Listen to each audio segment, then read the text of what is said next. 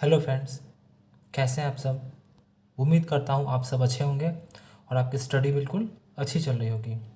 तो आज के इस वीडियो में डिस्कस करेंगे इसरो के URSC 2024 के टेक्नीशियन बी के Turner, plumber, fitter, machinist, welder के क्वेश्चंस के बारे में डिस्कस करेंगे। और फ्रेंड्स, ये पार्ट थर्ड रहने वाला है। इसके पहले मैंने 2 पार्ट दे रखा है। अगर आप लोगों ने नहीं देखा है तो जाकर उन सभी पार्ट्स को देख लें। ओके फ्रेंड्स, इस वीडियो में फ्रेंड्स टॉप 100 प्लस क्वेश्चन से रहने वाला है, यानी कि 100 प्रश्न तो रहेगा ही रहेगा, साथ में जो ऑप्शंस है उन सभी को भी डिस्कस किया गया है। ओके फ्रेंड्स, और फ्रेंड्स अगर आपको इस वीडियो का या फिर किसी भी वीडियो का फ्री PDF चाहिए तो आप हमारे टेलीग्राम को ज्वाइन कर सकते हैं। टेलीग्राम का लिंक आपको इसी वीडियो के नीचे डिस्क्रिप्शन में मिल जाएगा, वो वहाँ से जाकर ज्वाइन कर सकते हैं। और आप हमें इंस्टाग्राम पे फॉलो कर सकते हैं। और मैंने एग्ज़ाम ओरिएंटेड वीडियोस बना रखा है जो कि खजाने वाले वीडियो के नाम से आपको मिल जाएगा। और फ्रेंड्स, यहाँ से 5 से 6 प्रश्न तो आपके 100% यहीं से पूछे ही जाएंगे। ओके फ्रेंड्स, और ये तो कम से कम हुआ, यानी कि इससे ज़्यादा भी प्रश्न पूछा जा सकता है। इसीलिए इस खजाने वाले वीडियो को बिल्कुल भी मिस ना करें। एग्ज़ाम से पहले इस वाले वीडियो को ज़रूर से ज़रूर देख लें, क्योंकि यहाँ से प्रश्न आएगा ही आएगा। ओके फ्रेंड्स, तो फ्रेंड्स अगर आपकी तैयारी पक्की होगी तो आपकी सिलेक्शन भी पक्की होगी। अब आइए फ्रेंड्स स्टार्ट करते हैं और समझते हैं।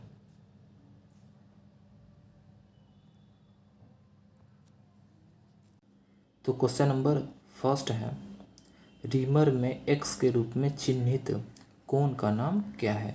यानी कि ये जो फिगर जो दिया गया, ये रीमर का फिगर दिया गया है। इसमें आपको ये बताना है कि ये जो एक्स है ये किस चीज़ को दर्शा रहा है।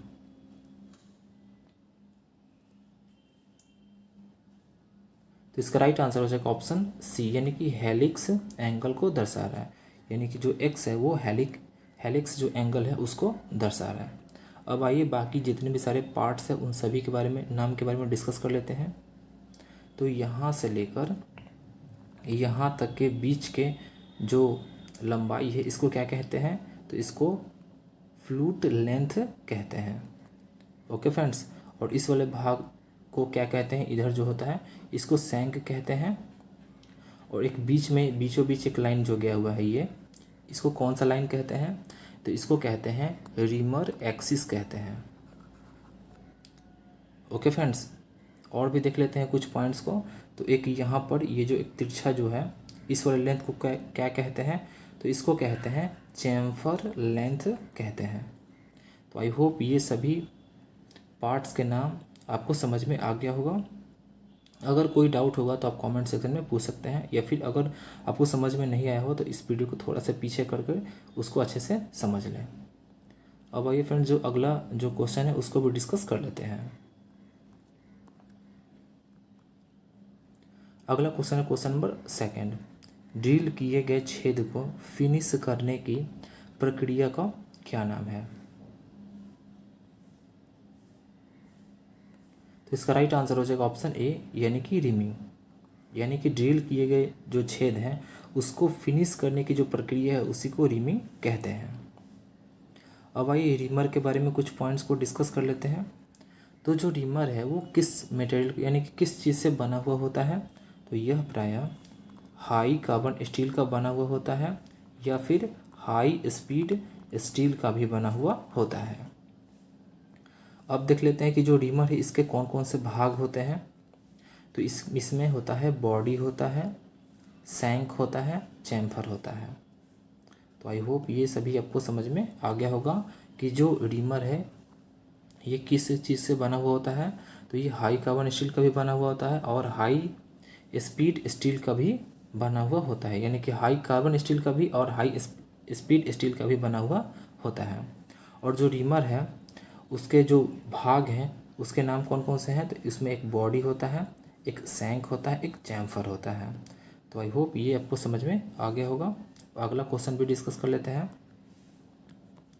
अगला क्वेश्चन है क्वेश्चन नंबर थर्ड, क्यों हैंड रिमर के दांतों में असमान अंतराल होते हैं। तो इसका राइट आंसर हो जाएगा ऑप्शन ए, यानी कि चेटरिंग कम करने के लिए होते हैं। अब देख लेते हैं जो हैंड रिमर है, इसके बारे में कुछ पॉइंट्स को डिस्कस कर लेते हैं। तो जो हैंड रिमर होते हैं वो कई प्रकार के होते हैं। कौन कौन से होते हैं, इन सभी के बारे में डिस्कस कर लेते हैं।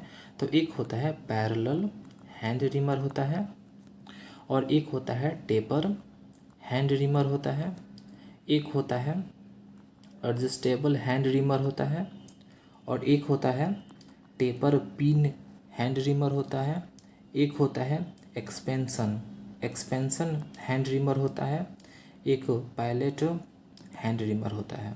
तो आई होप ये सभी आपको समझ में आ गया होगा हैंड रिमर के प्रकार के बारे में। आइए एक बार और डिस्कस कर लेते हैं। तो जो हैंड रिमर जो होता है इसके कई प्रकार होते हैं। कौन कौन से होता है, तो एक होता है पैरेलल हैंड रिमर होता है, एक टेपर हैंड रिमर होता है, एक एडजस्टेबल हैंड रिमर होता है, एक टेपर पिन हैंड रिमर होता है, एक एक्सपेंशन हैंड रिमर होता है, एक पायलट हैंड रिमर होता है। अब आइए अगला जो प्रश्न है उसको भी डिस्कस कर लेते हैं। अगला क्वेश्चन है क्वेश्चन नंबर 4। ट्विस्ट ड्रिल में क्लियरेंस एंगल का उद्देश्य क्या है। तो इसका राइट आंसर हो जाएगा ऑप्शन डी, यानी कि ड्रिल के किनारों के घर्षण को रोके, यही इसका उद्देश्य है। अब आइए फ्रेंड, जो ट्विस्ट ड्रिल है इसके बारे में भी कुछ पॉइंट्स को डिस्कस कर लेते हैं। तो जो शेप है इसके आधार पर निम्न प्रकार के होते हैं ट्विस्ट ड्रिल। कौन कौन सा होता है, तो एक होता है टू फ्लूट ड्रिल होता है, और एक होता है मल्टी फ्लूट ड्रिल होता है। ओके फ्रेंड्स, यानी कि जो ट्विस्ट ड्रिल होता है वो जो शेप है इसके आधार पर निम्न प्रकार के होते हैं। कौन कौन सा होता है, तो एक होता है टू फ्लूट ड्रिल होता है, एक मल्टी फ्लूट ड्रिल होता है। अब आइए फ्रेंड्स इसके लाभ के बारे में डिस्कस कर लेते हैं कि इसके कौन कौन से लाभ होते हैं। तो इसकी एक होता है इसकी लाइफ जो होती है वो ज़्यादा होती है। दूसरा जो होता है इसकी कटिंग स्पीड ज़्यादा होती है, यानी कटिंग स्पीड भी ज़्यादा होता है। और तीसरा जो होता है वो होता है इस ड्रिल में कटिंग एज की कूलिंग आसानी से हो सकती है। अगला अब देख लेते हैं इसके बारे में कुछ और भी पॉइंट्स को डिस्कस कर लेते हैं। जैसे कि इसे फ्लूट्स, यानी कि इसके जो फ्लूट्स हैं वो स्पाइरल आकार के होते हैं। ओके फ्रेंड्स, अब आइए एक बार और अच्छे से देख लेते हैं। तो जो ट्विस्ट ड्रिल है इसके बारे में डिस्कस कर रहे हैं। तो ये शेप के आधार पर निम्न प्रकार के होते हैं। कौन कौन से होता है, तो एक होता है टू फ्लूट ड्रिल होता है, एक मल्टी फ्लूट ड्रिल होता है। और इसके लाभ जो है वो कौन कौन से हैं, तो इसकी लाइफ ज़्यादा होती है, इसकी कटिंग स्पीड जो है वो भी ज़्यादा होती है, और इस ड्रिल में कटिंग एज की कूलिंग जो है वो आसानी से हो जाती है। और भी देख लेते हैं इसके बारे में पॉइंट्स। तो इसमें फ्लूट्स स्पाइरल आकार के होते हैं, यानी कि इसके जो फ्लूट्स जो होते हैं वो कैसे आकार के होते हैं, तो स्पाइरल आकार के होते हैं। तो आई होप यहाँ तक आपको क्लियर हो गया होगा। अगला क्वेश्चन है क्वेश्चन नंबर 5। रिवेटिंग के लिए काउंटर सिंकिंग का कोण क्या होता है या फिर क्या है। तो इसका राइट आंसर हो जाएगा ऑप्शन ए, यानी कि 75 डिग्री होता है या फिर 75 डिग्री है। और देख लेते हैं इसके बारे में कुछ पॉइंट्स को डिस्कस कर लेते हैं। तो काउंटर सिंकिंग सेल्फ टेपिंग जो स्क्रू है इसके लिए कितना डिग्री होता है, तो 80 डिग्री होता है। और काउंटर सैंक हेड स्क्रू के लिए कितना डिग्री होता है, तो इसके लिए 90 डिग्री होता है। तो आई होप आपको समझ में आ गया होगा। एक बार और डिस्कस कर लेते हैं। तो countersink self tapping screw के लिए 80 डिग्री होता है, और काउंटर सैंक हेड स्क्रू के लिए 90 डिग्री होता है। अगला क्वेश्चन है क्वेश्चन नंबर 6। ड्रिलिंग करते समय ड्रिल के ओवर हीट होने का क्या कारण है।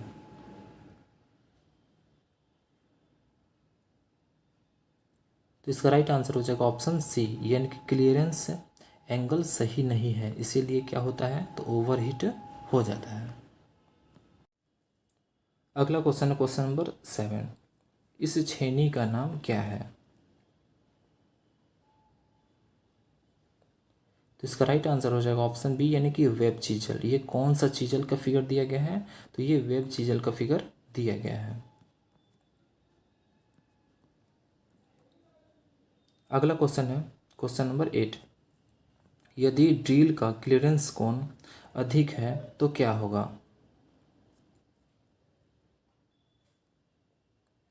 तो इसका राइट आंसर हो जाएगा ऑप्शन सी, यानी कि कटिंग एज कमज़ोर हो जाएगा। यानी कि यदि ड्रिल जो है इसका क्लीयरेंस जो कोण है वो अधिक होगा तो जो कटिंग एज है वो कमज़ोर हो जाएगा। अगला क्वेश्चन है क्वेश्चन नंबर 9। यदि ड्रिलिंग के दौरान स्पिंडल केंद्र के बाहर चल रहा वो क्या होगा? तो इसका राइट आंसर हो जाएगा ऑप्शन डी, यानी कि अधिक आकार के छेद बन जाते हैं। अब ये ड्रिल के बारे में कुछ पॉइंट्स को डिस्कस कर लेते हैं। यहाँ से प्रश्न पूछे जाते हैं कि जो ड्रिल जो है वो किस चीज़ का बना हुआ होता है? तो ये हाई स्पीड स्टील का बना हुआ होता है और कभी कभी मुलायम धातुओं के लिए वह हाई कार्बन स्टील का बना हुआ होता है। तो आई होप आपको समझ में आ गया होगा कि जो ड्रिल है वो हाई स्पीड स्टील का बना हुआ होता है और कभी कभी मुलायम धातुओं के लिए वह हाई कार्बन स्टील का बना हुआ होता है। अगला क्वेश्चन है क्वेश्चन नंबर 10। थ्रेड के एक्स के रूप में चिन्हित तत्व का नाम क्या है? यानी कि ये जो एक्स जो है ये किस चीज़ को दर्शा रहा है वो आपको बताना है। तो इसका राइट आंसर हो जाएगा ऑप्शन सी, यानी कि पिच। यानी कि ये जो एक्स जो है वो पिच को दर्शा रहा है और ये जो है ये लंबाई जो है ये किस चीज़ को दर्शा रहा है? तो ये पिच डायमीटर को दर्शा रहा है। और यहाँ से यहाँ तक की जो लंबाई है ये किस चीज़ को दर्शा रहा है? तो ये माइनर डायमीटर को दर्शा रहा है और ये वाला जो है ये मेजर डायमीटर को दर्शा रहा है। आप अच्छे से देख लें ताकि अगर दूसरा कोई पूछा जाए इसमें पॉइंट्स, तो यानी कि दूसरा पार्ट्स के नाम के बारे में पूछा जाए तो आप आसानी से बना लेंगे। Okay friends. अगला क्वेश्चन है क्वेश्चन नंबर 11। एक ग्राइंडिंग व्हील जिसका विनिर्देश 32A 46H 8V, उसमें ए जो है वो क्या दर्शाता है? यानी कि ए क्या दर्शाता है? तो इसका राइट आंसर हो जाएगा ऑप्शन ए, यानी कि ए जो है वो ग्रेड को दर्शाता है और जो भी है वो किस चीज़ को दर्शाता है? तो ये बॉन्ड को।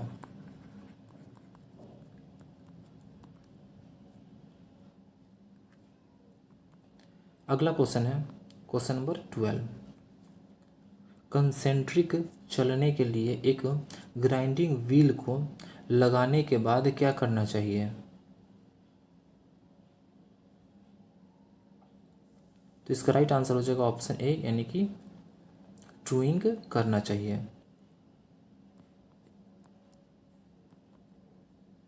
अगला क्वेश्चन है क्वेश्चन नंबर 13। ब्लास्ट फॉर्नेस से प्राप्त उत्पाद क्या है? तो इसका राइट आंसर हो जाएगा ऑप्शन ए, यानी कि पिग आयरन। यानी कि जो ब्लास्ट फार्नेस जो होता है इससे पिग आयरन प्राप्त होता है और जो क्यूपोला जो फार्नेस है इससे क्या प्राप्त होता है? तो कास्ट आयरन जो है वो क्यूपोला फार्नेस से प्राप्त होता है। अब देख लेते हैं रॉट आयरन के बारे में, कुछ पॉइंट्स को डिस्कस कर लेते हैं। तो जो रॉट आयरन जो होता है वो लोहे की सबसे शुद्ध किस्म होता है रॉट आयरन, जिसमें लगभग 99.8% लोहा पाया जाता है। Okay friends. अब अगला जो प्रश्न है उसको डिस्कस कर लेते हैं। अगला क्वेश्चन है question number 14। Magnet ball bearing और कटिंग टूल के निर्माण के लिए किस धातु का उपयोग किया जाता है? तो इसका राइट आंसर हो जाएगा ऑप्शन ए, यानी कि कोबाल्ट का उपयोग किया जाता है। अब देख लेते हैं कोबाल्ट के बारे में, कुछ पॉइंट्स को डिस्कस कर लेते हैं। तो जो कोबाल्ट होता है इसको किस चीज़ से सूचित करते हैं? तो CO से सूचित करते हैं, यानी कि लिखते हैं। और इसका जो एटॉमिक नंबर जो होता है, एटॉमिक नंबर वो कितना होता है? तो कोबाल्ट का जो एटॉमिक नंबर होता है वो 27 होता है। तो आई होप ये आपको समझ में आ गया होगा। अगला क्वेश्चन है क्वेश्चन नंबर 15। पाइराइट्स अयस्क में कितना तांबा होता है? तो इसका राइट आंसर हो जाएगा ऑप्शन बी, यानी कि 0.32% तांबा होता है। किसमें? तो पाइराइट अयस्क में। अगला क्वेश्चन है क्वेश्चन नंबर 16। कौन सी धातु कई प्रकार के अम्लों के लिए प्रतिरोधी है? तो इसका राइट आंसर हो जाएगा ऑप्शन सी, यानी कि लेड। अब लेड के बारे में कुछ पॉइंट्स को डिस्कस कर लेते हैं। तो जो लेड है, इसका जो किस चीज़ से इसको सूचित करते हैं? तो पीबी से इसे सूचित करते हैं। और इसका जो एटॉमिक नंबर होता है वो कितना होता है? तो लेड का होता है 82 होता है। अब टीन के बारे में डिस्कस कर लेते हैं। तो जो टीन है इसको क्या लिखते हैं? तो SN से सूचित करते हैं। और टीन का जो एटॉमिक नंबर होता है वो कितना होता है? तो 50 होता है। और अब देख लेते हैं निकेल के बारे में। तो जो निकेल है इसको किस चीज़ से सूचित करते हैं? तो Ni से सूचित करते हैं निकेल को, Ni से। और इसका जो एटॉमिक नंबर है ये कितना होता है? तो 28 होता है। अगला है क्रोमियम। तो क्रोमियम को Cr से लिखते हैं, यानी सूचित करते हैं। और इसका जो एटॉमिक नंबर होता है वो होता है 24 होता है। तो आई होप ये सभी आपको समझ में आ गया होगा कि जो टीन है इसको Sn लिखते हैं और इसका एटॉमिक नंबर 50 होता है।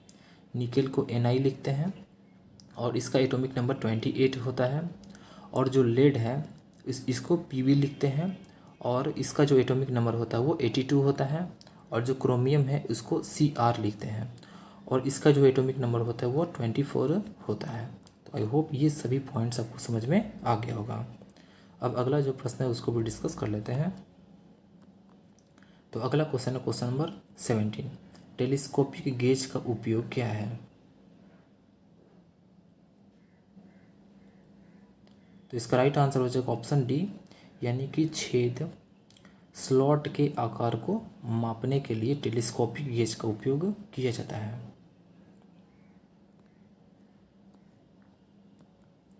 अगला क्वेश्चन है क्वेश्चन नंबर 18। सतह के पास टूटे हुए स्टड को निकालने के लिए कौन सी विधि उपयुक्त है?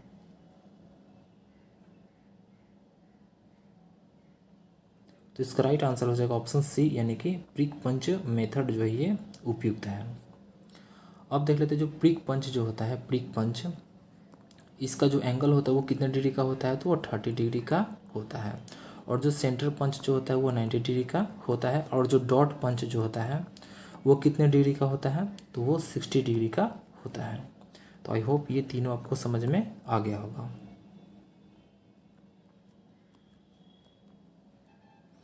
अगला क्वेश्चन है question number 19। Countersink head screw का कोण कितना होता है या फिर कितना है?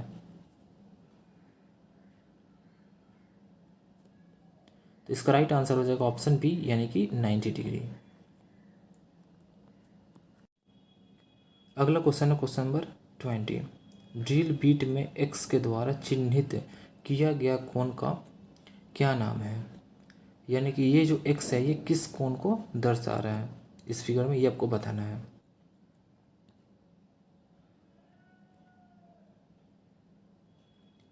तो इसका राइट आंसर हो जाएगा ऑप्शन डी, यानी कि लीप क्लियरेंस एंगल को दर्शा रहा है। यानी कि जो एक्स है वो कौन से कोण को दर्शा रहा है? तो ये जो कोण है वो लीप क्लियरेंस एंगल को दर्शा रहा है।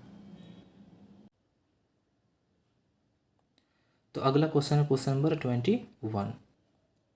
ड्रिल बीट में हेलिक्स कोण यानी कि हेलिक्स एंगल किस कोण से निर्धारित होता है?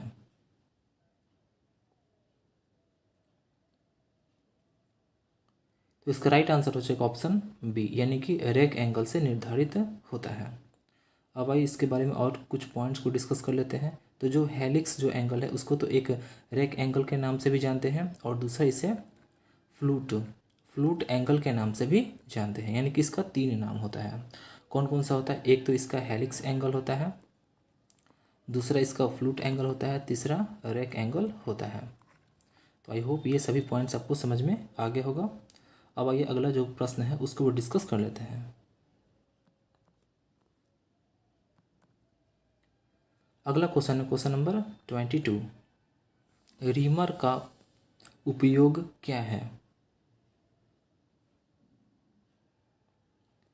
तो इसका राइट आंसर हो जाएगा ऑप्शन डी, यानी कि ड्रिल किए गए छेद के सही आकार की फिनिशिंग करना, यही जो है वो रीमर का उपयोग है। अब आइए रीमर के बारे में कुछ पॉइंट्स को डिस्कस कर लेते हैं। तो रीमर के द्वारा बहुत थोड़ी मात्रा में धातु काटी जाती है, जैसे कि 0.02 से 0.15 mm तक। तो आई होप ये आपको पॉइंट समझ में आ गया होगा। अगला क्वेश्चन जो है उसको भी डिस्कस कर लेते हैं। अगला क्वेश्चन है question number 23। Type N twist drill का उद्देश्य क्या है? तो इसका राइट आंसर हो जाएगा ऑप्शन डी, यानी कि used for normal low carbon steel, यानी कि सामान्य निम्न कार्बन स्टील के लिए उपयोग किया जाता है। अब आइए फ्रेंड्स, जो ट्विस्ट ड्रिल है, ट्विस्ट ड्रिल, इसके बारे में कुछ पॉइंट्स को डिस्कस कर लेते हैं। तो इनके प्रयोग से चिप्स आसानी से बाहर आ जाते हैं, क्योंकि इनके जो फ्लूट्स जो होता है, फ्लूट्स वो स्पाइरल आकार का, यानी स्पाइरल शेप का बना हुआ होता है, इसीलिए। अगला क्वेश्चन है क्वेश्चन नंबर 24। कौन से रीमर में लंबा टेपर लीड होगा?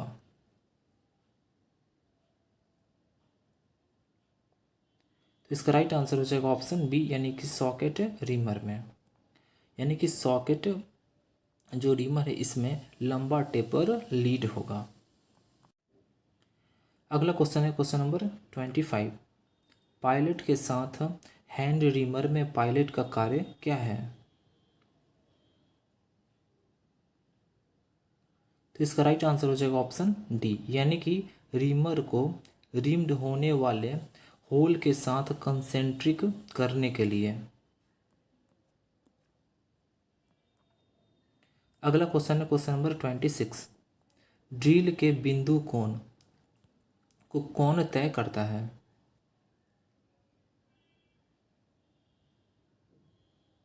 तो इसका राइट आंसर हो जाएगा ऑप्शन बी, यानी कि जॉब मटेरियल जो है वो तय करता है।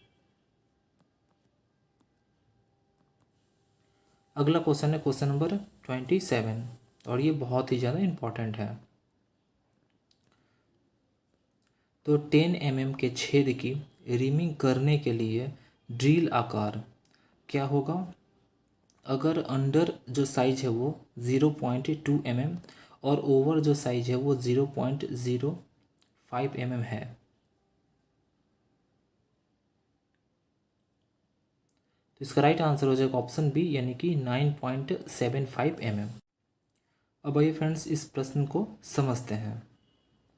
तो ड्रिल जो साइज होता है, यानी कि ड्रिल साइज बराबर होता है rimmed size minus under size plus over size होता है, यानी कि ड्रिल साइज बराबर होता है rimmed size minus under size plus over size होता है, यानी कि ड्रिल साइज निकालने का ये फॉर्मूला है। तो यहाँ पर प्रश्न में दिया गया है 10 mm, यानी कि जो ये रिम्ड साइज जो दिया गया है वो 10 mm दिया गया है, माइनस जो ओवर जो साइज़ दिया गया है वो कितना दिया गया है? तो ओवर साइज़ दिया गया है 0.05 दिया गया है, और जो अंडर जो साइज़ दिया गया है वो दिया गया है 0.2 दिया गया है, यानी कि अगर हम अंडर साइज और ओवर साइज को जोड़ दें तो कितना हो जाएगा? तो हो जाएगा 0.25 mm हो जाएगा। तो अगर हम 10 में से, यानी कि इसमें से रिम्ड साइज में से अगर अंडर और प्लस ओवर दोनों साइज को अगर घटा दें तो मेरा क्या आ जाएगा? तो आंसर आ जाएगा, यानी कि अगर इसका कैलकुलेशन करिएगा तो इसका आ जाएगा आंसर 9.75 mm आ जाएगा। ओके फ्रेंड्स, अब आइए समझ लेते हैं एक बार और। तो ड्रिल साइज निकालने का फॉर्मूला होता है रिम्ड साइज माइनस वो under size plus over size होता है। तो अंडर साइज यहाँ पर दिया गया है 0.2 दिया गया है, और जो ओवर साइज जो दिया गया है वो दिया गया है 0.05 mm दिया गया है। तो अगर हम अंडर साइज और ओवर साइज को आपस में जोड़ दें तो कितना आ जाएगा? तो 0.25 आ जाएगा, और जो रिम्ड जो साइज़ दिया गया है वो 10 दिया गया है, उसको यहाँ पर लिख देंगे। तो अगर हम रिम्ड साइज में से क्या करेंगे? तो अंडर और प्लस ओवर दोनों को साइज को अगर घटाते हैं तो मेरा आंसर आ जाएगा, क्या आ जाएगा? तो 9.75 mm आ जाएगा। यानी कि ये जो फॉर्मूला है ये तो बहुत ही ज़्यादा इम्पॉर्टेंट है। तो आई होप ये जो प्रश्न है आपको समझ में आ गया होगा। अगर आपको समझ में नहीं आया होगा तो आप कमेंट सेक्शन में पूछ सकते हैं, कोई भी डाउट हो तो, या फिर आप इस वीडियो को थोड़ा सा पीछे करके इसको एक बार और शुरू से देख सकते हैं, आपको समझ में आ जाएगा। ओके फ्रेंड्स, अब आइए अगला जो प्रश्न है उसको भी डिस्कस कर लेते हैं। अगला क्वेश्चन है क्वेश्चन नंबर 28। इस टूल का नाम क्या है? यानी कि ये जो फिगर में जो दिया गया है इस टूल का आपको नाम बताना है कि ये कौन सा टूल है।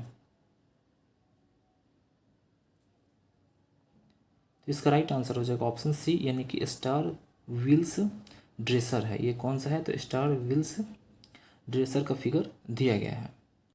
अगला क्वेश्चन है क्वेश्चन नंबर 29। कौन ग्राइंडिंग व्हील में बॉन्ड की ताकत को इंगित करता है? तो इसका राइट आंसर हो जाएगा ऑप्शन बी, यानी कि ग्रेड जो है वो इंगित करता है। अगला क्वेश्चन है क्वेश्चन नंबर 30। उस दोष का क्या नाम है अगर ग्राइंडिंग व्हील की सतह चिकनी और चमकदार हो जाए? तो इसका राइट आंसर हो जाएगा ऑप्शन ए, यानी कि ग्लेजिंग। यानी कि अगर जो ग्राइंडिंग व्हील है उसकी जो सतह वो चिकनी और चमकदार हो जाए तो वो कौन सा दोष कहलाता है? तो ग्लेजिंग कहलाता है। अब आइए फ्रेंड्स, जो इंपॉर्टेंट जो पॉइंट्स हैं उन सभी को डिस्कस कर लेते हैं, यानी कि ग्राइंडिंग व्हील के बारे में डिस्कस कर लेते हैं। तो ग्राइंडिंग व्हील के ग्रेड को साधारणतः तीन ग्रेडों में वर्गीकृत किया गया है। कौन कौन सा? तो एक है सॉफ्ट, दूसरा है मीडियम और तीसरा है हार्ड। सॉफ्ट में कौन कौन सा ग्रेड आता है? तो ए से एच तक का जो ग्रेड होता है वो सॉफ्ट में आता है, और आई से पी तक का जो ग्रेड होता है वो मीडियम में आता है, और हार्ड में कौन कौन सा आता है? तो क्यू से लेकर जेड तक का जो ग्रेड है वो हार्ड में आता है। तो आई होप आपको समझ में आ गया होगा। अब आइए फ्रेंड्स एक बार और डिस्कस कर लेते हैं। तो ग्राइंडिंग जो व्हील है इसको, यानी कि ग्राइंडिंग व्हील के ग्रेड को साधारणतः तीन ग्रेड में वर्गीकृत किया गया है। कौन कौन सा? तो एक सॉफ्ट, मीडियम, हार्ड। सॉफ्ट में कौन कौन सा आता है? कौन कौन सा ग्रेड का? तो ए से एच तक का ग्रेड जो आता है वो सॉफ्ट में आता है, आई से पी तक का जो ग्रेड आता है वो मीडियम में आता है, और क्यू से जेड तक का जो आता है वो हार्ड में आता है। तो आई होप ये समझ में आपको आ गया होगा। अब आइए अगला जो है प्रश्न है उसको भी डिस्कस कर लेते हैं। अगला क्वेश्चन है क्वेश्चन नंबर 31। क्यों कृषि उपकरण रॉट आयरन से बनते हैं? तो इसका राइट आंसर हो जाएगा ऑप्शन डी, यानी कि जंग प्रतिरोधी है, इसीलिए जो कृषि उपकरण है वो रॉट आयरन से बनते हैं। अब आइए फ्रेंड्स, जो रॉट आयरन है, रॉट आयरन, इसके बारे में कुछ पॉइंट्स को डिस्कस कर लेते हैं। तो यह लोहे की सबसे शुद्ध किस्म होता है रॉट आयरन, और रॉट आयरन मेटल की कास्टिंग जो है वो नहीं की जा सकती है, और इसमें लोहा जो होता है कितना प्रतिशत होता है? तो 99.8% तक लोहा होता है। अगला है इनकी तन्यता जो शक्ति होती है वो 250 से 500 न्यूटन पर एम स्क्वायर होता है। ओके फ्रेंड्स, अगला है इसे हाई टेम्पर नहीं किया जा सकता है, यानी कि किसको? तो हाई टेम्पर, इसको यानी रॉट आयरन को हाई टेम्पर नहीं किया जा सकता है। तो आई होप ये सभी पॉइंट्स आपको समझ में आ गया होगा कि जो रॉट आयरन है ये सबसे शुद्ध किस्म का लोहा है। अगला, इसमें लोहा जो है वो 99.8% तक पाया जाता है, और इससे यानी रॉट आयरन मेटल जो है इसकी कास्टिंग नहीं की जा सकती है, और इसकी जो तन्यता जो शक्ति होती है 250 से 500 न्यूटन पर एम स्क्वायर होता है, और इसे हाई टेम्पर नहीं किया जा सकता है। ओके फ्रेंड्स, अगला क्वेश्चन है क्वेश्चन नंबर 32। ब्लास्ट फार्नेस में एक्स के रूप में चिन्हित भाग का नाम क्या है? यानी कि ये जो फिगर जो दिया गया ब्लास्ट फार्नेस का फिगर दिया गया, इसमें ये जो एक्स है ये किस चीज़ को दर्शा रहा है वो आपको बताना है।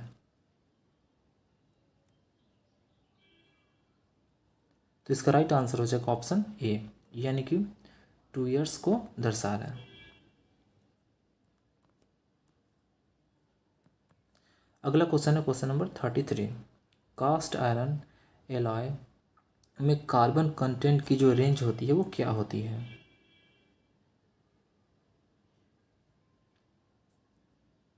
तो इसका राइट आंसर हो जाएगा ऑप्शन ए, यानी कि 2 से 4% कार्बन होता है। अब ये कास्ट आयरन के बारे में कुछ पॉइंट्स को डिस्कस कर लेते हैं। तो जो कास्ट आयरन होता है यह मैलिएबल और डक्टाइल नहीं होता है। दूसरा इसका पॉइंट क्या है? तो जो कास्ट आयरन होता है उसका पतला तार नहीं खींचा जा सकता है। तीसरा इसका पॉइंट क्या है? तो इसको फॉर्ज नहीं किया जा सकता है। किसको? तो कास्ट आयरन को। फिर से देख लेते हैं। तो जो कास्ट आयरन है वो मैलिएबल और डक्टाइल नहीं होता, और इस कास्ट आयरन का जो है पतला तार जो है, यानी कि पतला तार के रूप में खींचा नहीं जा सकता है इसको, और इसको फॉर्ज नहीं किया जा सकता है। ओके फ्रेंड्स, आई होप समझ में आ गया हो आपको। अगला क्वेश्चन है क्वेश्चन नंबर 34। वर्नियर माइक्रोमीटर में एक्स के रूप में चिन्हित भाग का नाम क्या है? यानी कि ये जो एक्स जो है ये किस चीज़ को दर्शा रहा है वर्नियर माइक्रोमीटर में, वो आपको बताना है। तो इसका राइट आंसर हो जाएगा ऑप्शन सी, यानी कि थिम्बल को दर्शा रहा है। अगला क्वेश्चन है क्वेश्चन नंबर 35। टूटे हुए स्टड को हटाने की विधि क्या है? तो इसका राइट आंसर हो जाएगा ऑप्शन बी, यानी कि प्रिक पंच मेथड के द्वारा हटाया जाता है। और जो प्रिक पंच जो होता है, प्रिक पंच वो उसका जो एंगल होता है वो कितने डिग्री का होता है? तो 30 डिग्री का होता है। और जो सेंटर जो पंच होता है, सेंटर पंच, इसका कितना डिग्री होता है? तो 90 डिग्री का होता है। और जो डॉट पंच होता है, डॉट पंच, इसका कितना होता है? तो इसका 60 डिग्री होता है। यानी कि ये तीनों तो बहुत ही ज़्यादा इंपॉर्टेंट है कि जो प्रिक पंच होता है इसका कोण कितना होता है? तो 30 डिग्री होता है। जो सेंटर पंच होता है इसका 90 डिग्री होता है, और जो डॉट पंच होता है उसका 60 डिग्री होता है। अगला क्वेश्चन है क्वेश्चन नंबर 36। एक ड्रिल किए गए छेद के अंत को वेवलिंग का कार्य क्या है?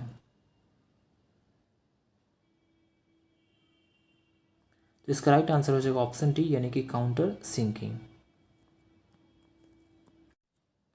अगला क्वेश्चन है क्वेश्चन नंबर 37। यदि क्लीयरेंस कोण गलत है तो क्या प्रभाव होगा? तो इसका राइट आंसर हो जाएगा ऑप्शन बी, यानी कि ओवरहीट ड्रिल होगा।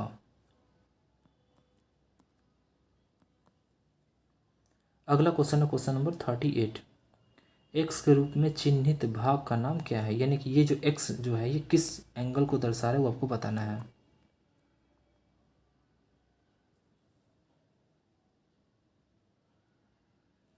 तो इसका राइट आंसर हो जाएगा ऑप्शन डी, यानी कि निगेटिव रेक एंगल को दर्शा रहा है। यानी कि जो एक्स है वो किस चीज़ को दर्शा रहा है? तो निगेटिव रेक एंगल को दर्शा रहा है। अगला क्वेश्चन है क्वेश्चन नंबर 39। आंतरिक मीट्रिक मूर स्टेपर होल्स को रिमिंग करने के लिए किस रिमर का उपयोग किया जाता है? तो इसका राइट आंसर हो जाएगा ऑप्शन डी, यानी कि समानांतर सैंक के साथ सॉकेट रिमर, यानी कि सॉकेट रिमर विथ पैरेलल सैंक। अगला क्वेश्चन है क्वेश्चन नंबर 40। इस रिमर के प्रकार का नाम बताएं, यानी कि इस फिगर को देखकर बताना कि कौन सा रिमर है।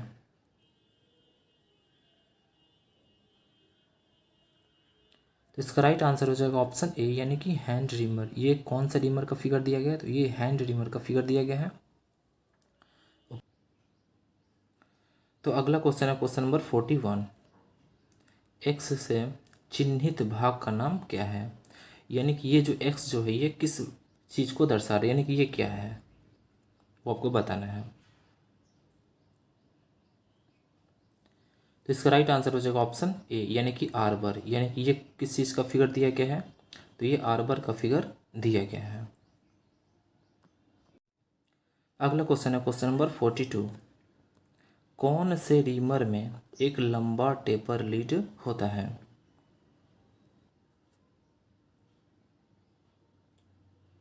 तो इसका राइट आंसर हो जाएगा ऑप्शन बी, यानी कि हैंड रीमर में, यानी कि हैंड रीमर में एक लंबा टेपर लीड होता है। अब आई फ्रेंड्स, जो रीमर है इसके बारे में कुछ पॉइंट्स को डिस्कस कर लेते हैं, क्योंकि यहाँ से भी प्रश्न बनते हैं। तो जो रीमर जो होता है वो प्रायः किस चीज़ का बना हुआ होता है? तो हाई कार्बन स्टील का बना हुआ होता है, या फिर हाई स्पीड स्टील का भी बना हुआ होता है। अगला इसका पॉइंट है, अगले पॉइंट को बारे में डिस्कस कर लेते हैं। तो जो कास्ट आयरन जो होता है, कास्ट आयरन यानी कि कास्ट आयरन की रीमिंग करते समय जो कूलेंट जो होता है इसकी आवश्यकता नहीं होती है। अगला इसका पॉइंट क्या है?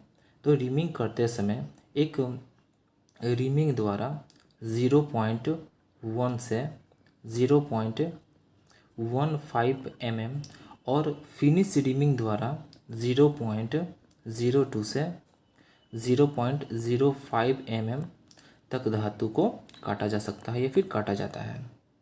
तो आई होप आपको समझ में आ गया होगा। एक बार और देख लेते हैं कि ये जो रीमिंग जो होता है यानी कि जो रीमर जो होता है वो हाई कार्बन स्टील का भी बना हुआ होता है और हाई स्पीड स्टील का भी बना हुआ होता है। अगला यानी कि दूसरा इसका पॉइंट क्या था? तो जो कास्ट आयरन जो होता है यानी कास्ट आयरन की जो रीमिंग करते समय हम जो कूलेंट जो होता है इसकी आवश्यकता नहीं पड़ती है, यानी कि कास्ट आयरन का रीमिंग करते समय कूलेंट की आवश्यकता नहीं पड़ती है। अगला इसका पॉइंट क्या था? तो रीमिंग करते समय एक रीमिंग द्वारा 0.1 से 0.15 mm और फिनिश रीमिंग द्वारा यानी फिनिश रीमिंग द्वारा 0.02 से 0.05 mm तक धातु को काटा जाता है। तो आई होप ये सभी पॉइंट्स आपको समझ में आ गया होगा। अगला क्वेश्चन है क्वेश्चन नंबर 43। ड्रिल किए गए होल पर किस प्रकार का दोष है? यानी कि ये इस फिगर में देखकर बताना है कि ये जो ड्रिल जो है किया गया जो दोष आपको बताना है कि कौन सा दोष है, कौन सा दोष को दर्शा रहा है। अगला क्वेश्चन है क्वेश्चन नंबर 43। ड्रिल किए गए होल पर किस प्रकार का दोष है? यानी कि ये ड्रिल किया गया जो होल है इस फिगर में देखकर बताना कि ये किस प्रकार का दोष है। तो इसका राइट आंसर हो जाएगा ऑप्शन सी, यानी कि ओवर साइज्ड होल, यानी कि ओवर साइज होल। अगला क्वेश्चन है क्वेश्चन नंबर 44। अगर ग्राइंडिंग व्हील के छिद्र बंद हो जाए तो क्या दोष है?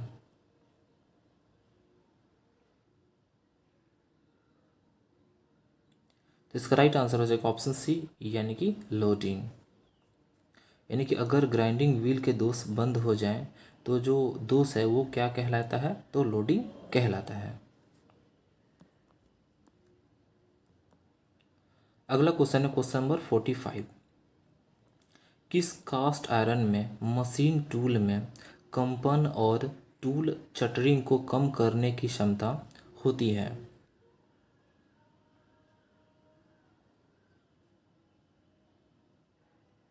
इसका राइट आंसर हो जाएगा ऑप्शन ए, यानी कि ग्रे कास्ट आयरन। अब ग्रे कास्ट जो आयरन है इसके बारे में कुछ पॉइंट्स को डिस्कस कर लेते हैं, क्योंकि यहाँ से प्रश्न पूछे जाते हैं।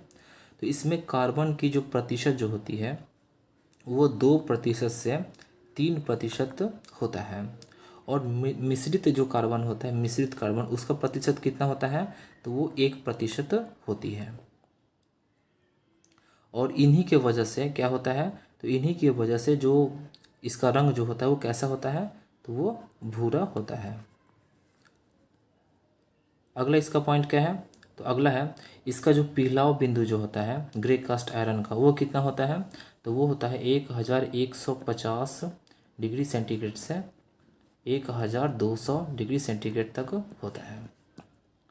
तो आई होप आपको समझ में आ गया होगा। एक बार और देख लेते हैं कि जो ग्रे कास्ट आयरन होता है इसमें कार्बन की प्रतिशत कितना होता है? तो 2% से 3% तक कार्बन की प्रतिशत होता है, और मिश्रित कार्बन जो होता है वो 1% होता है, और इसी के कारण इसका रंग कैसा हो जाता है? तो भूरा होता है। और इसका जो पिघलाव जो बिंदु होता है वो कितना होता है? तो 1150 डिग्री सेंटीग्रेड से 1200 डिग्री सेंटीग्रेड होता है। तो आई होप आपको समझ में आ गया होगा। अब आइए अगला जो प्रश्न है उसको भी डिस्कस कर लेते हैं। अगला क्वेश्चन नंबर 46। रॉट लोहे यानी कि रॉट आयरन का उत्पादन करने के लिए किस भट्ठी का उपयोग किया जाता है?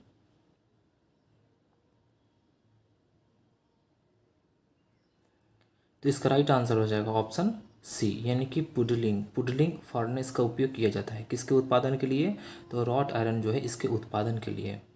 अब देख लेते हैं जो ब्लास्ट फार्नेस है और जो ये क्यूपोला फार्नेस और जो ब्लास्ट फार्नेस है, इससे क्या होता है? तो जो ये ब्लास्ट जो फार्नेस होता है इससे पिग आयरन जो होता है इसका निर्माण होता है, और जो क्यूपोला जो फार्नेस होता है इससे कास्ट आयरन जो है इसका निर्माण होता है, यानी कि इसका उत्पादन होता है। यानी कि जो पुडलिंग जो फार्नेस है इससे रॉट आयरन जो है इसका उत्पादन होता है, और जो ब्लास्ट फार्नेस है इससे पिग आयरन का उत्पादन होता है, और जो क्यूपोला जो फार्नेस है इससे कास्ट आयरन का निर्माण होता है। तो आई होप ये तीनों पॉइंट्स आपको समझ में आ गया होगा। अगला क्वेश्चन है क्वेश्चन नंबर 47। जस्ता निकालने के लिए किस अयस्क का उपयोग किया जाता है?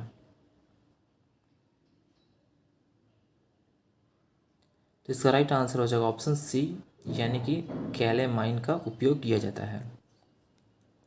अब गैलेना के बारे में डिस्कस कर लेते हैं। तो जो गैलेना होता है वो लोहा जो होता है उसका अयस्क है कौन? गैलेना। और गैलेना का जो रासायनिक फॉर्मूला होता है वो क्या होता है? तो इसका रासायनिक फॉर्मूला होता है PbS होता है। तो आई होप आपको समझ में आ गया होगा कि जो गैलेना है वो लोहा जो है इसका अयस्क है, और इसका फॉर्मूला क्या होता है? तो PbS होता है। अगला क्वेश्चन है क्वेश्चन नंबर 48। किस उपकरण का उपयोग बियरिंग की आंतरिक क्लीयरेंस की जांच करने के लिए किया जाता है?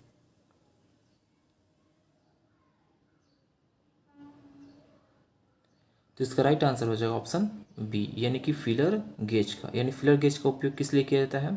तो बियरिंग की आंतरिक क्लीयरेंस की जांच करने के लिए किया जाता है। अब भाई जो जो फिलर गेज है इसके बारे में कुछ पॉइंट्स को डिस्कस कर लेते हैं।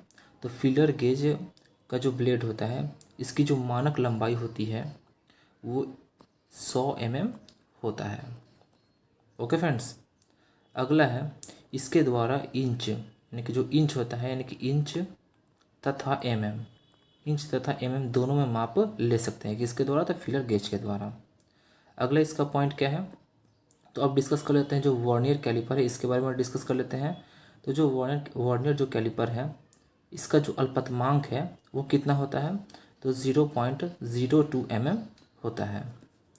अब आइए एक बार और डिस्कस कर लेते हैं। तो जो फिलर गेज होता है, फिलर गेज इसका जो लंबाई होता है, इसकी ब्लेड की जो लंबाई होती है वो 100 mm होता है, और फिलर गेज के द्वारा इंच और mm दोनों में माप ले सकते हैं। और जो ये जो वर्नियर कैलिपर इसका जो अल्पतमांक जो है वो कितना होता है? तो 0.02 mm होता है। अगला क्वेश्चन है क्वेश्चन नंबर 49। एक्स के द्वारा चिन्हित भाग का नाम क्या है? यानी कि ये जो एक्स जो है ये किस भाग को दर्शा रहा है वो आपको बताना है।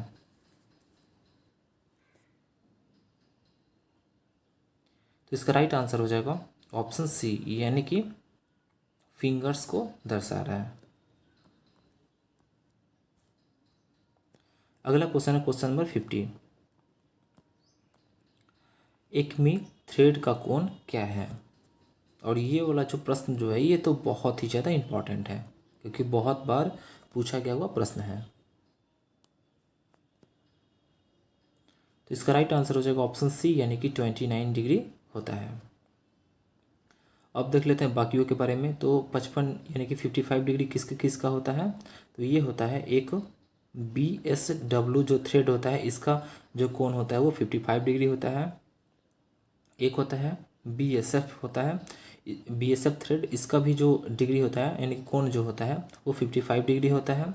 और BSP जो थ्रेड होता है इसका भी जो कोण होता है वो 55 डिग्री होता है। और जो 45 है ये किसका होता है? तो एक बट्रेस थ्रेड होता है, बट्रेस थ्रेड इसका जो एंगल जो होता है वो कितना होता है? तो 45 डिग्री होता है।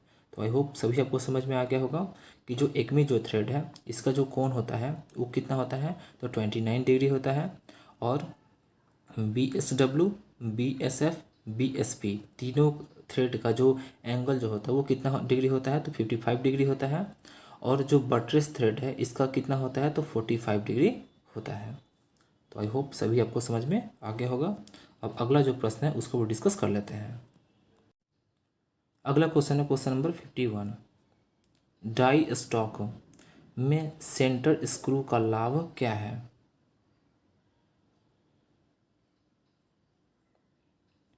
तो इसका राइट आंसर हो जाएगा ऑप्शन बी, यानी कि कट की गहराई को समायोजित करने के लिए। अगला क्वेश्चन है क्वेश्चन नंबर 52। एक्स के रूप में चिन्हित स्क्रू के तत्वों का नाम क्या है? यानी कि ये जो एक्स है ये कौन से किस चीज़ को दर्शा रहा है वो आपको बताना है।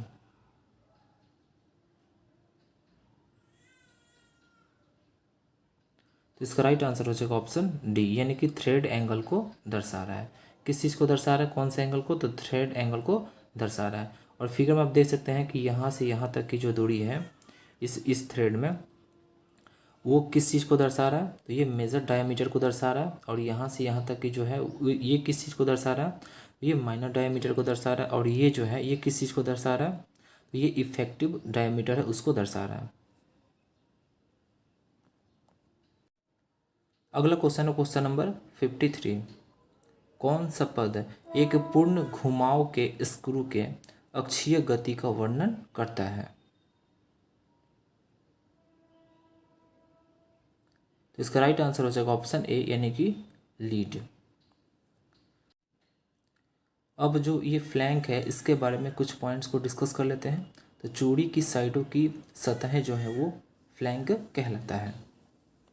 अगला है क्रेस्ट के बारे में डिस्कस कर लेते हैं। ये भी पूछा जाता है क्रेस्ट के बारे में, और रूट के बारे में भी पूछा जाता है। तो इन दोनों के बारे में डिस्कस कर लेते हैं। तो जो क्रेस्ट जो होता है, चूड़ी का जो सबसे ऊपरी जो सिरा होता है उसको क्रेस्ट कहते हैं। और जो रूट जो होता है वो चूड़ी के ग्रुप की सबसे जो निचली जो सतह होता है उसको रूट कहते हैं। तो आई होप ये सभी आपको समझ में आ गया होगा कि जो फ्लैंक है, चूड़ी की साइडों की जो सतह होता है उसको फ्लैंक कहते हैं। और चूड़ी का जो सबसे ऊपरी जो सिरा होता है उसको क्रेस्ट कहते हैं। और रूट कहते हैं चूड़ी की जो ग्रुप होता है उसकी सबसे निचली जो सतह होता है उसको रूट कहते हैं। अगला क्वेश्चन है क्वेश्चन नंबर 54। ड्रिल बीट का साइज कैसे मापा जाता है?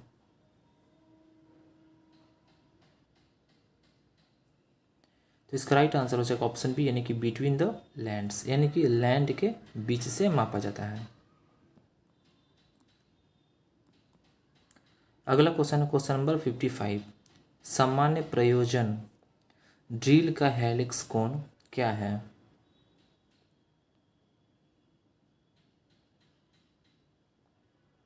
तो इसका राइट आंसर हो जाएगा ऑप्शन सी, यानी कि 27.5 डिग्री है। अगला क्वेश्चन है क्वेश्चन नंबर 56।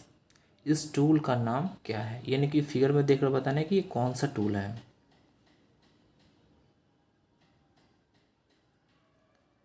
तो इसका राइट आंसर हो जाएगा ऑप्शन डी, यानी कि काउंटर सिंक विथ पायलट। अगला क्वेश्चन है क्वेश्चन नंबर 57। एक रीमर का कौन सा भाग चिप्स निकालने के लिए डिज़ाइन किया गया है?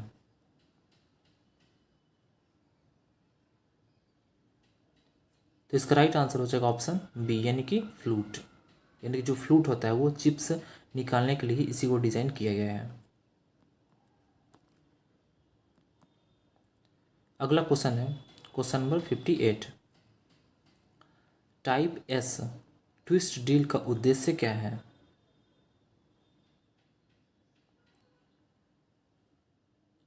तो इसका राइट आंसर हो जाएगा ऑप्शन सी, यानी कि नरम और सख्त सामग्री के लिए उपयोग किया जाता है।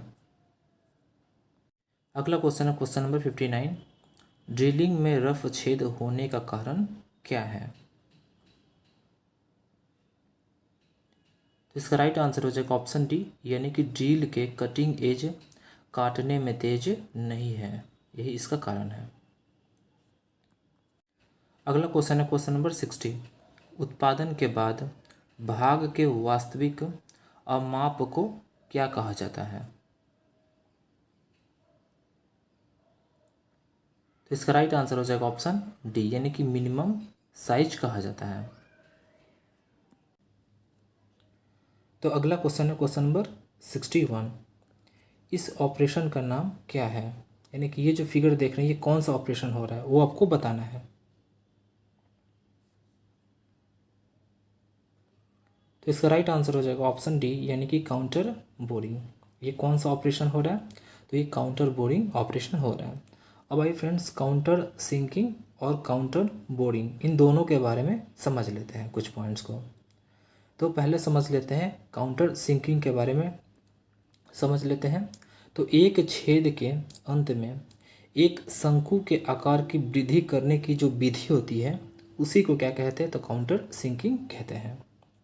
अब देख लेते हैं काउंटर बोरिंग किसको कहा जाता है। तो एक छेद के अंत को बेलनाकार रूप से बढ़ाने की जो विधि होती है उसी को क्या कहते हैं? तो काउंटर बोरिंग कहते हैं। तो आई होप ये दोनों आपको समझ में आ गया होगा। अब आइए एक बार और समझ लेते हैं, एक बार रिपीट कर देता हूँ मैं कि जो काउंटर सिंकिंग जो होता है वो एक छेद के अंत में एक शंकु के आकार की वृद्धि जो करना होता है उस यानी विधि करने की जो विधि होती है उसी को हम काउंटर सिंकिंग कहते हैं। और काउंटर बोरिंग किसको कहते हैं? तो एक छेद के अंत में बेलनाकार रूप से बढ़ाने की जो विधि होती है उसी को काउंटर बोरिंग कहते हैं। अगला क्वेश्चन है क्वेश्चन नंबर 62। यदि ड्रिल छिद्र ड्रिल आकार से बड़ा है तो क्या कारण है?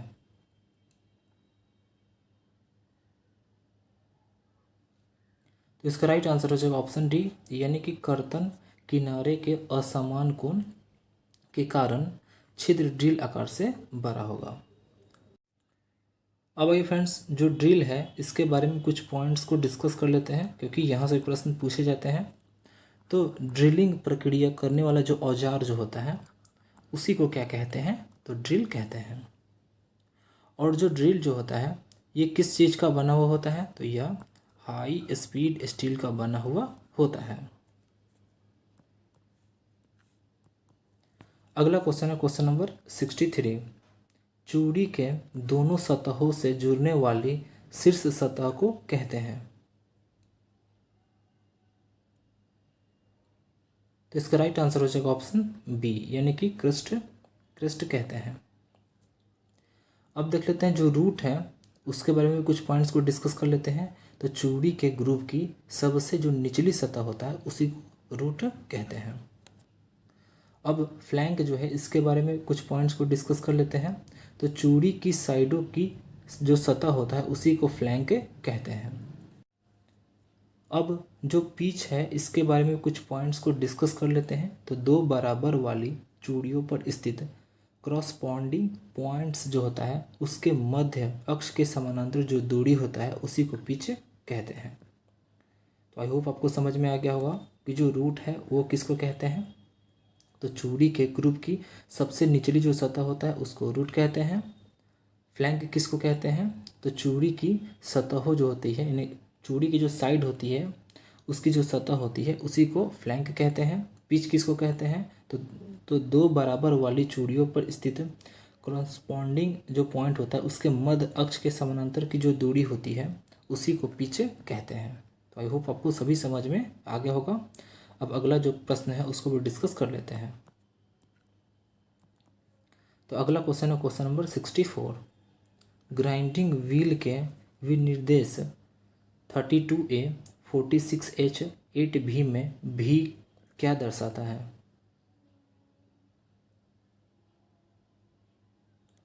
तो इसका राइट आंसर हो जाएगा ऑप्शन ए, यानी कि बॉन्ड को दर्शाता है। अगला क्वेश्चन है क्वेश्चन नंबर 65। डाई स्टील की ग्राइंडिंग के लिए किस प्रकार के एब्रेसिव पहिया का उपयोग किया जाता है?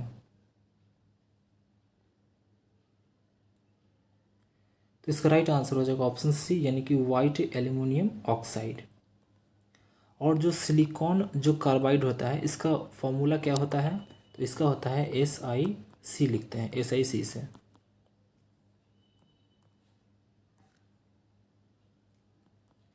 अगला क्वेश्चन है क्वेश्चन नंबर 66। कौन सा शब्द व्यक्तिगत अपघर्षक ग्रेस के बीच मौजूद बॉन्ड की मात्रा को इंगित करता है। तो इसका राइट आंसर हो जाएगा ऑप्शन डी यानी कि स्ट्रक्चर।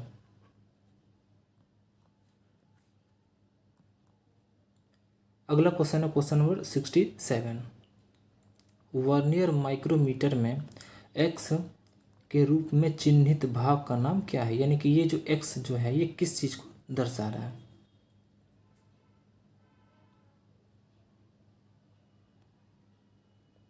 तो इसका राइट आंसर हो जाएगा ऑप्शन डी यानी कि वर्नियर डिवीजन को दर्शा रहा है। अगला क्वेश्चन है क्वेश्चन नंबर 68। टेलीस्कोपिक गेज के एक्स के रूप में चिन्हित भाग का नाम क्या है, यानी कि ये जो एक्स जो है ये क्या दर्शा रहा है टेलीस्कोपिक गेज में। तो इसका राइट आंसर हो जाएगा ऑप्शन डी यानी कि टेलीस्कोपिंग लेग को दर्शा रहा है। अब देख लेते हैं जो टेलीस्कोपिक जो गेज है इसके बारे में कुछ पॉइंट्स को डिस्कस कर लेते हैं, क्योंकि यहाँ से प्रश्न पूछे जाते हैं। तो जो टेलीस्कोपिक जो गेज है वो कैसा औजार है, तो ये अप्रत्यक्ष मापी औजार है। कैसा औजार है, तो अप्रत्यक्ष मापी।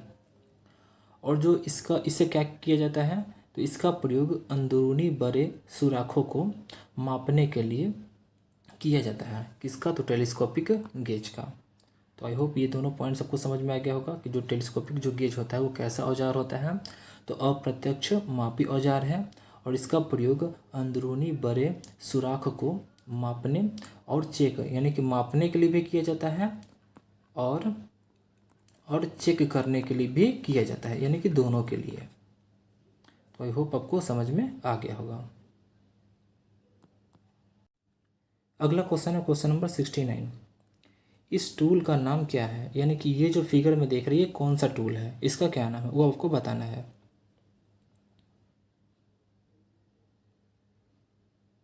तो इसका राइट आंसर हो जाएगा ऑप्शन सी यानी कि काउंटर सिंक टूल है। ये कौन सा टूल है, तो काउंटर सिंक टूल है। अब देख लेते हैं कि जो काउंटर बोरिंग यानी काउंटर सिंकिंग और काउंटर जो बोरिंग है इसके दोनों के बारे में समझ लेते हैं। वैसे मैंने प्रश्न नंबर यानी कि क्वेश्चन नंबर 61 में बता रखा है, लेकिन एक बार और मैं बता देता हूँ कि जो काउंटर सिंकिंग है वो क्या है, यानी किस विधि को कहते हैं।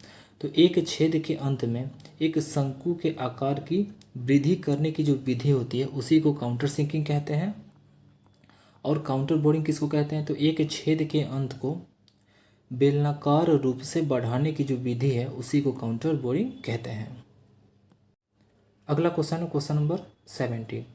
ड्रिल बीट में एक्स के रूप में चिन्हित कोण का नाम क्या है, यानी कि ये जो एक्स जो है ये किस कोण को दर्शा रहा है।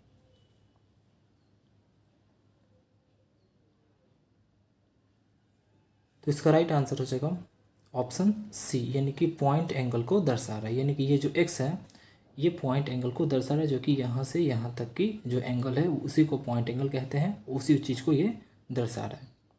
अब बाकी इसके भाग के बारे में देख लेते हैं। तो इस वाले भाग को क्या कहते हैं, तो इसको लैंड कहते हैं।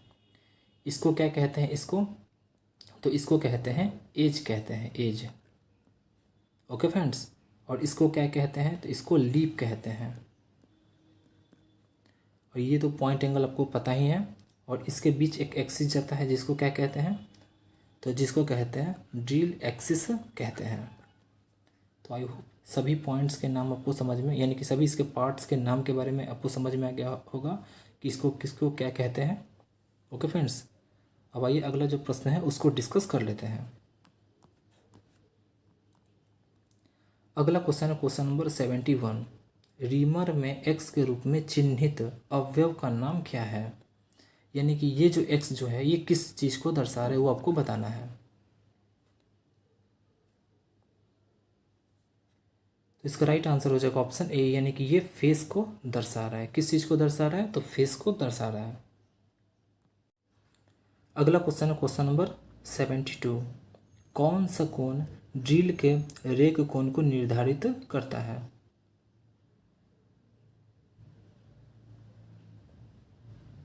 तो इसका राइट आंसर हो जाएगा ऑप्शन ए यानी कि हेलिक्स जो एंगल है वो निर्धारित करता है। यानी कि ड्रिल के रे के कोण जो है इसको निर्धारित करता है कौन, तो हेलिक्स एंगल। अगला क्वेश्चन है क्वेश्चन नंबर 73। पाई 15 mm रिमिंग छेद के लिए ड्रिल आकार जो है वो क्या है? तो इसका राइट आंसर हो जाएगा ऑप्शन ए, यानी कि 14.75 mm। अगला क्वेश्चन है क्वेश्चन नंबर 74। ड्रिलिंग ऑपरेशन में ड्रिल किए गए छेद क्यों ओवर साइज्ड होते हैं?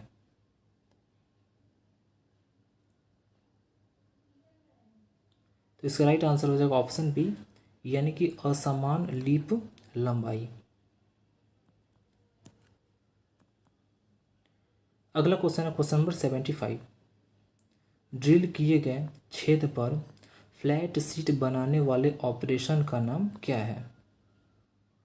तो इसका राइट आंसर हो जाएगा ऑप्शन बी, यानी कि सपोर्ट फेसिंग।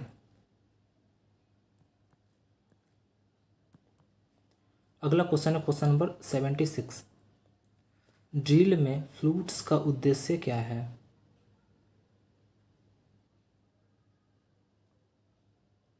तो इसका राइट आंसर हो जाएगा ऑप्शन ए, यानी कि चिप्स को बाहर निकालने का, यानी कि यही उसका उद्देश्य है। किसका? तो फ्लूट्स का। अगला क्वेश्चन है क्वेश्चन नंबर 77। थ्रेडेड होने वाले छेद पर उपयोग किए जाने वाले काउंटर सिंक टूल का कोण जो है वो क्या है?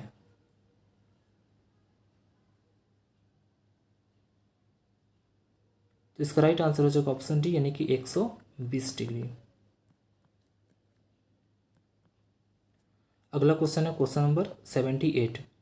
बाहरी चूड़ी के ब्लैंक साइज जहां पी जो है वो पिच को और जो डी है वो गहराई की को दर्शा रहा है, इसकी गणना करने का सूत्र जो है वो क्या है?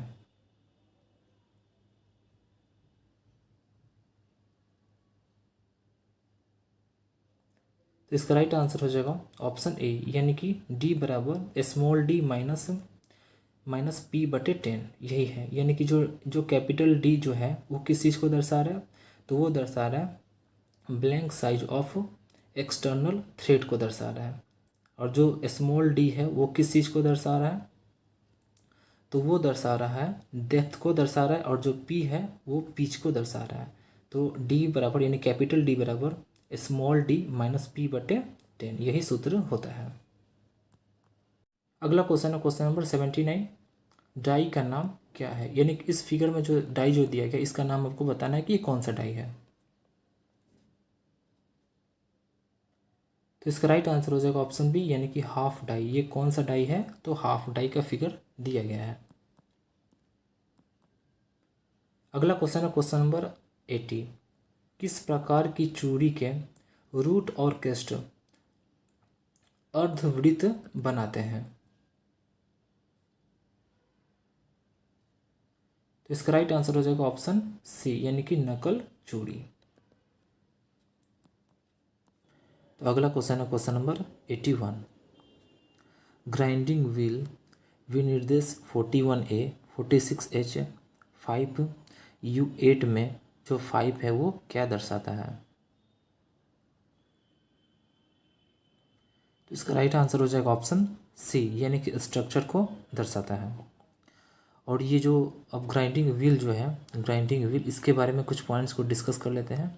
तो जो ग्राइंडिंग व्हील है यह एब्रेसिव ग्रेस और बॉन्ड को मिलाकर बनाए जाते हैं। और जो ग्राइंडिंग जो व्हील है उसमें निम्नलिखित तत्वों को मिलाकर बनाया जाता है। किसको किसको? तो पहला है एब्रेसिव, दूसरा है बॉन्ड, तीसरा है ग्रेव, चौथा है ग्रेड, पांचवा है स्ट्रक्चर। ओके फ्रेंड्स, यानी कि ग्राइंडिंग व्हील निम्नलिखित तत्वों को मिलाकर बनाए जाते हैं। किसको किसको? तो एब्रेसिव को, बॉन्ड को, ग्रेव को, ग्रेड को और स्ट्रक्चर को, यानी कि पांचों को। अगला क्वेश्चन है क्वेश्चन नंबर 82। ड्रेसिंग कास्टिंग के लिए ढलाई में किस प्रकार के बॉन्डेड पहिए का उपयोग किया जाता है?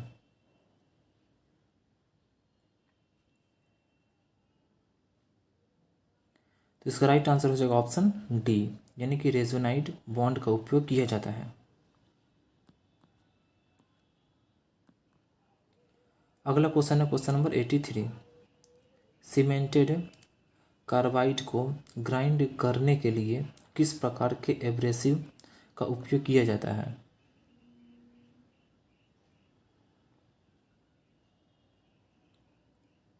तो इसका राइट आंसर हो जाएगा ऑप्शन ए, यानी कि ग्रीन सिलिकॉन कार्बाइड का उपयोग किया जाता है। और जो सिलिकॉन जो कार्बाइड है इसका रासायनिक फॉर्मूला क्या होता है? तो सिलिकॉन कार्बाइड का रासायनिक फॉर्मूला होता है SiC होता है। अगला क्वेश्चन है क्वेश्चन नंबर 84। एक वर्नियर माइक्रोमीटर के एक वर्नियर डिवीजन का मान क्या है?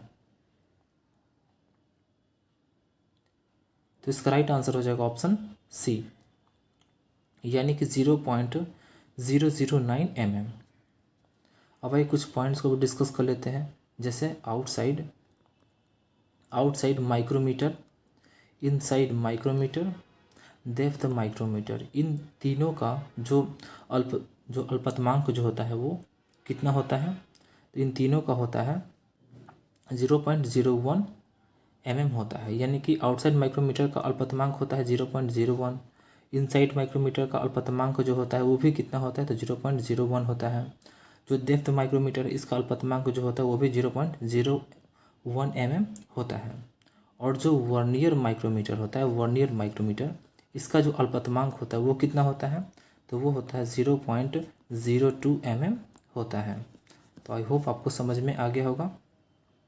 आइए एक बार और डिस्कस कर लेते हैं। तो जो आउटसाइड माइक्रोमीटर होता है इसका जो अल्पतमांक जो होता है वो 0.01 mm होता है। जो इनसाइड जो माइक्रोमीटर होता है इसका भी 0.01 mm होता है अल्पतमांक। और जो डेप्थ माइक्रोमीटर होता है इसका भी 0.01 mm इसका अल्पतमांक होता है। और जो वर्नियर माइक्रोमीटर होता है, वर्नियर माइक्रोमीटर इसका जो अल्पतमांक जो होता है वो 0.02 mm होता है। अगला क्वेश्चन है क्वेश्चन नंबर 85। टेलीस्कोपिक गेज में एक्स के रूप में चिन्हित भाग का नाम क्या है? यानी कि ये जो फिगर जो दिया गया है टेलीस्कोपिक गेज का फिगर दिया गया है, इसमें आपको बताना है कि ये जो एक्स जो है ये किस चीज़ को यानी किस भाग को दर्शा रहा है।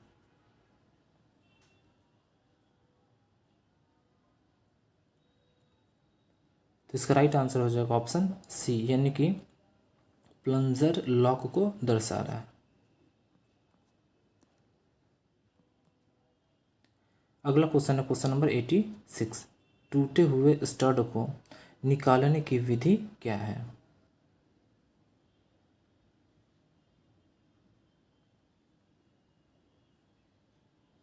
तो इसका राइट आंसर हो जाएगा ऑप्शन ए, यानी कि एजी आउटर। यह विधि है टूटे हुए स्टड को निकालने की।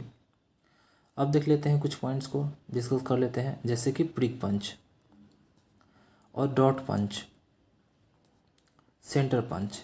इन तीनों का जो एंगल जो होता है वो कितने डिग्री का होता है? तो जो प्रिक पंच होता है उसका जो एंगल होता है वो 30 डिग्री का होता है। जो डॉट पंच होता है उसका कितना होता है? तो वो 60 डिग्री का होता है। और जो सेंटर जो पंच होता है इसका कितना होता है? तो 90 डिग्री का होता है। ये प्रश्न तो बार बार पूछा गया हुआ, इसीलिए मैं इसको बता दिया। ओके फ्रेंड्स, आइए एक बार डिस्कस कर लेते हैं कि जो प्रिक पंच होता है इसका जो एंगल होता है वो 30 डिग्री का होता है। जो डॉट पंच होता है उसका 60 डिग्री होता है। जो सेंटर पंच होता है उसका 90 डिग्री होता है। इससे फ्रेंड अच्छे से आप याद कर लें, क्योंकि ये बार बार पूछा जाने वाला प्रश्न है, यानी कि यहाँ से प्रश्न पूछा ही जाता है। अगला क्वेश्चन है क्वेश्चन नंबर 87। मशीन टूल के लिए ग्रे कास्ट आयरन का व्यापक रूप से उपयोग क्यों किया जाता है?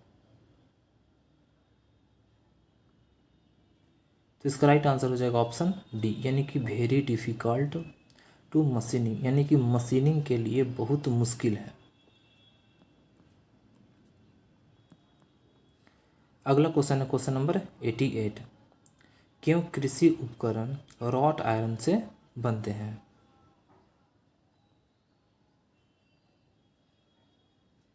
तो इसका राइट आंसर हो जाएगा ऑप्शन डी, यानी कि कोरोजन रेसिस्टेंट, यानी कि जंग जो है वो प्रतिरोधी होता है, यानी कि इसमें जंग नहीं लगता है इसीलिए।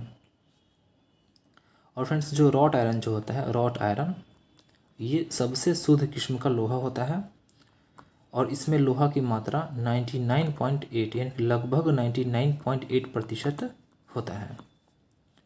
तो आई होप ये वाला जो पॉइंट है ये भी आपको समझ में आ गया होगा। अगला क्वेश्चन है क्वेश्चन नंबर 89। 16 mm रीमर के लिए ड्रिल छेद का साइज क्या है? तो इसका राइट आंसर हो जाएगा ऑप्शन ए, यानी कि 15.75 mm।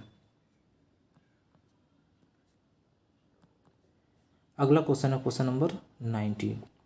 एक्स से चिन्हित भाग का नाम क्या है? यानी कि इस वाले फिगर में देखकर बताना कि जो एक्स जो है वो किस भाग को दर्शा रहा है।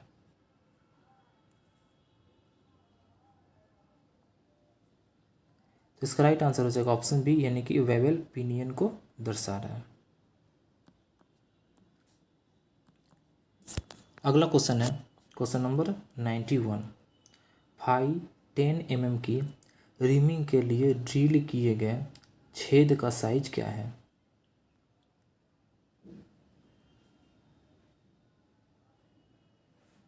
तो इसका राइट आंसर हो जाएगा ऑप्शन बी, यानी कि 9.75 mm। अगला क्वेश्चन है क्वेश्चन नंबर 92। हैंड रिमर में एक्स से चिन्हित भाग का नाम क्या है? यानी कि ये जो हैंड रिमर है इसमें जो ये एक्स जो है वो किस कोण को दर्शा रहा है? तो इसका राइट आंसर हो जाएगा ऑप्शन डी, यानी कि टैप लीड एंगल को दर्शा रहा है। अगला क्वेश्चन है क्वेश्चन नंबर 93। ड्रिल के व्यास की तुलना में ड्रिल किए गए छिद्र आकार में अधिक क्यों है?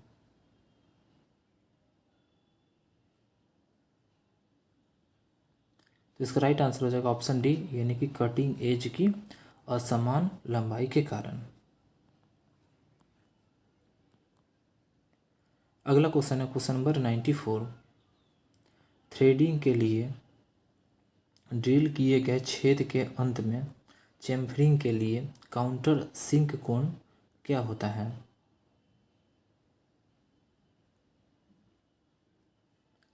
इसका राइट आंसर हो जाएगा ऑप्शन डी, यानी कि 120 डिग्री होता है। अगला क्वेश्चन है क्वेश्चन नंबर 95। इस थ्रेड का नाम क्या है? यानी कि इस फिगर में देखकर बताना है कि ये कौन सा थ्रेड है।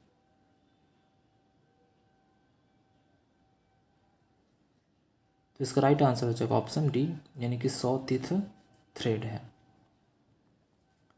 अब देख लेते हैं कुछ पॉइंट्स को डिस्कस कर लेते हैं थ्रेड के बारे में, क्योंकि यहाँ से प्रश्न पूछा जाता है। तो जो मीट्रिक जो थ्रेड जो होता है थ्रेड, इसका जो एंगल होता है वो कितना डिग्री का होता है? तो 60 डिग्री का होता है। जो स्क्वायर थ्रेड होता है, स्क्वायर थ्रेड, इसका कितना डिग्री का होता है? तो ये 90 डिग्री का होता है। और ये जो BSP, BSF, BSW ये जो थ्रेड है इनका कितना होता है? तो इनका होता है 55 डिग्री का होता है। अगला डिस्कस कर लेते हैं जो एकमी थ्रेड है। एकमी थ्रेड ये कितना डिग्री का होता है? तो ये 29 डिग्री का होता है। अगला है ANS, ANS यानी कि अमेरिकन नेशनल सिस्टम जो होता है इसका कितना डिग्री का होता है? तो ये होता है 60 डिग्री का होता है। अब आइए एक बार और समझ लेते हैं अच्छे से। तो जो थ्रेड होता है यानी कि जो मीट्रिक जो थ्रेड होता है इसका एंगल कितना होता है? तो 60 डिग्री होता है। उसके बाद है स्क्वायर थ्रेड जो होता है इसका एंगल कितना डिग्री का होता है? तो 90 डिग्री का होता है। उसके बाद है BSP, BSF, BSW यानी कि इन तीनों थ्रेड का जो एंगल जो होता है वो 55 डिग्री होता है। और जो एकमी जो थ्रेड है इसका जो एंगल होता है वो 29 डिग्री का होता है। और जो ANS यानी कि अमेरिकन नेशनल सिस्टम जो होता है ये कितने डिग्री का होता है, तो ये 60 डिग्री का होता है। और ये सभी बहुत ही ज़्यादा इम्पोर्टेंट है, इसलिए आप इसे अच्छे से याद कर लें। ओके फ्रेंड्स, अगला क्वेश्चन है क्वेश्चन नंबर 96। एक्स से चिन्हित भाग का नाम क्या है, यानी कि ये जो एक्स जो है ये किस भाग को दर्शा रहा है वो आपको बताना है।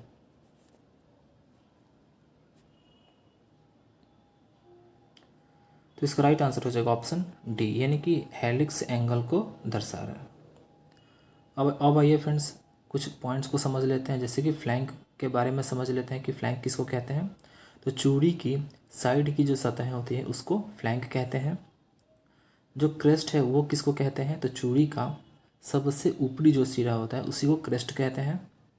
और रूट किसको कहते हैं, तो चूड़ी के ग्रूव की सबसे निचली जो सतह होता है उसी को रूट कहते हैं। अब आइए एक बार और समझ लेते हैं कि जो फ्लैंक है वो किसको कहते हैं। तो चूड़ी की साइड की सतह जो होती है वो फ्लैंक कहलाती है। क्रेस्ट किसको कहते हैं, तो चूड़ी का सबसे ऊपरी जो जो सिरा जो होता है उसी को क्रेस्ट कहते हैं। रूट किसको कहते हैं, तो चूड़ी के ग्रूव की सबसे जो निचली जो जो सतह होता है उसी को रूट कहते हैं। अगला क्वेश्चन है क्वेश्चन नंबर 97। डाई स्टॉक में केंद्र स्क्रू क्यों प्रदान किया गया है। तो इसका राइट आंसर हो जाएगा ऑप्शन बी, यानी कि कट की गहराई को समायोजित करने के लिए। अगला क्वेश्चन है क्वेश्चन नंबर 98। मीट्रिक भी थ्रेड का सन्निहित कोण क्या है। तो इसका राइट आंसर हो जाएगा ऑप्शन सी, यानी कि 60 डिग्री। अगला क्वेश्चन है question number 99। Grinding wheel 32A 46H 8B के मानक अंकन प्रणाली में 46 क्या दर्शाता है। तो इसका राइट आंसर हो जाएगा ऑप्शन बी, यानी कि ग्रेन साइज को दर्शाता है। अगला क्वेश्चन है क्वेश्चन नंबर 100। ग्राइंडिंग ऑपरेशन में प्रयुक्त उपकरण क्या है, यानी कि इस वाले उपकरण का आपको नाम बताना है। तो इसका राइट आंसर हो जाएगा ऑप्शन सी, यानी कि डायमंड ड्रेसर है।